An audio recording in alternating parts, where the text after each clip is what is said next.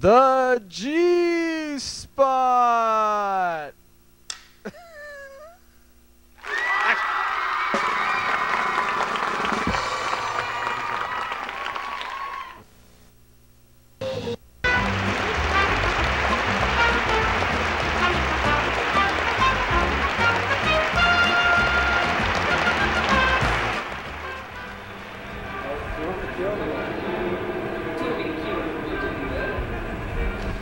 That's right. Welcome back to the G-Spot.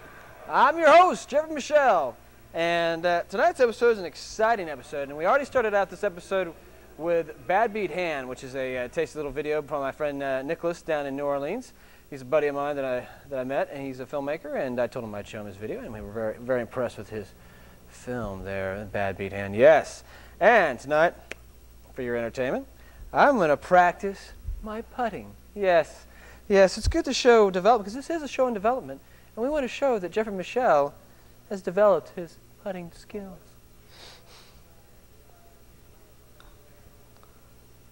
Oh. Oh. One more time. Oh, yeah. And it's always, oh, thank you. Oh, thank you. It's always good to end on a good note.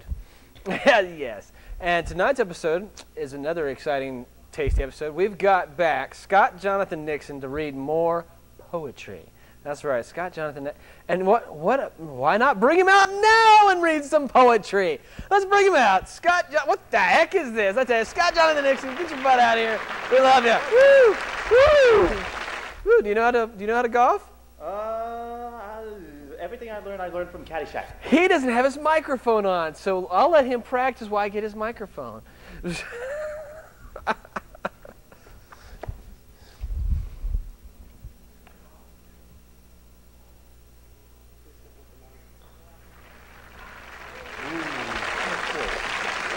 we go. You're a little hard on your balls. Well, I pretty much demand perfection. I demand 110% from my balls every time, man. Well, why don't you try it one more time?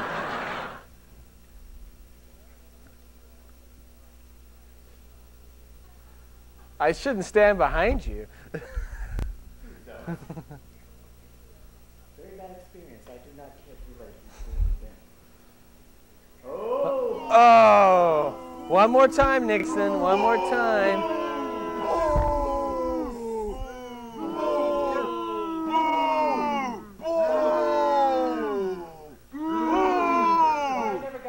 Any of the putt games. Well, Nixon, why don't you go get your balls and Geoffrey Michele will practice again. Oh. That's right. This is a cable access show that shows us practicing golf. How exciting is that? That's exciting stuff. Well, we have nothing to go to, do we? All right, here one more time. One more time. Here we go. Be the ball. Just be the ball. Speaking of which, do you mind reading a little bit of poetry while I golf? Well, if you insist. Hang on, let me check if I brought it. Here we go. From my book, which I conveniently entitled The Book of Dr. Zaius on Planet of the Apes, the Musical. This is the reason why I never can get lucky.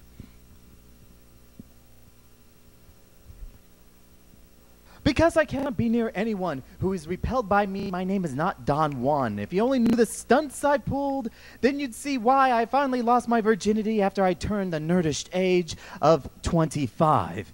During my college years, my school was famous for its MR and MRS degrees, but I played the elective that no one wanted to take. So then I decided to stop saving myself for someone with perpetually perfect breasts, and I gradually settled down with my cats, believing they are the true companions of lovers and scholars.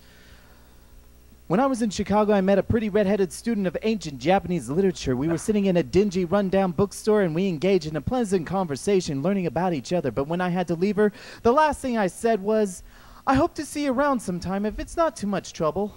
Would you help me get a better perspective on the Pillow Book?" In case none of you has ever been to English class and ever heard of the Pillow Book, let's just say we played our own version of Truth or Dare, and I instantly blurted out, "Dare." I might as well shove a twig up my urethra, but that doesn't compare my degrading experiences. Over at the United Kingdom, I was on the prowl to snatch a real English bird, dark-haired, big-eyed, with a pretty and prim dialect. I wanted to meet someone I could make moan like Mary Poppins. Instead, I spent 2 weeks drinking more than James Joyce, and I never even met one rotten-tooth squealing Cockney tart. And on my last day, I forgot to shower and shave and brush my teeth, waited in line at Heathrow. I gave my ticket to an attractive, short-haired damsel with a pleasant smile and a voice that sounded as if she were tweeting, "Take me, I'm yours." I wonder if she'd like dirty, grungy guys. I wonder if she'd recognize me as a genuine poet who had ventured to Westminster Abbey or Stratford in search of the aesthetic experience producing beautiful poetry. Or was she looking through my eyes, touched by the loneliness and humility I carry in my heart? Or did she just want to mother me and then spank me like the nanny that I never had? But what I explicitly heard from her as she handed back my boarding pass was, "Can you do me one small favor?" And since I wanted to lick all the scuff marks from all the shoes in her closet, I said in my most amorous voice, "Anything. Would you mind following that security guard so he can check your bag for plastic explosives?" "Okay," I said, while a guard led me behind the screen and wiped my bag for volatile traces. I was anxious that he would find the salt shaker stolen from a pub last night in Bath. Another scenario of boy meets girl, girl thinks of boy to be a pusher/terrorist. I missed out on so many interesting, not to mention transparent opportunities that would make a date rapist want to kill himself with a handful of roofies. I don't want to sleep with every woman in the world. I want you to see me as a normal guy that wants to make you smile after the lights go off and is willing to eat all the tofu dinners you make with a little too much Minute Maid orange juice.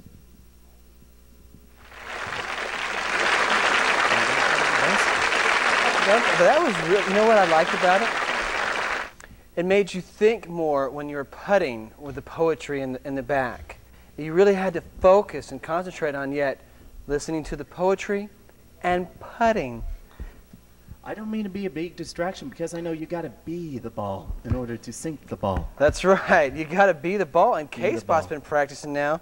Did you find it distracting us playing putt-putt while you read your poetry? I feel that it was the only thing that it needed me to set myself off to read something like that while people were playing with their balls. That's awesome. I don't know where I come up with these things. That's because you're a poet. That's right. Nobody know it. Note it. Nobody knowed it. Oh, that's funny, K-Spot. Well, K-Spot and I are going to keep playing with our balls. And could you read another poem? Well, I certainly can try. Hang on, let me see if we got anything else back there. I love it when he pulls things out of his ass. There we go. From my book, Soft and Chewy! He's going to read Soft and Chewy! Yay! a.k.a. the Book of Famous Amos. Oh, God. Ooh, do you have any preferences? Well, you know me. I always like that Jim Morrison one, but we've already read it on the show, so you got to read something we haven't read. Okay. Do you have page numbers? Can we pick one? Page numbers? Yeah, page 7. Page 7. I don't have page numbers. Ball over there still. Hey, cameraman. I'll go ahead and just read. Hey! Teamwork.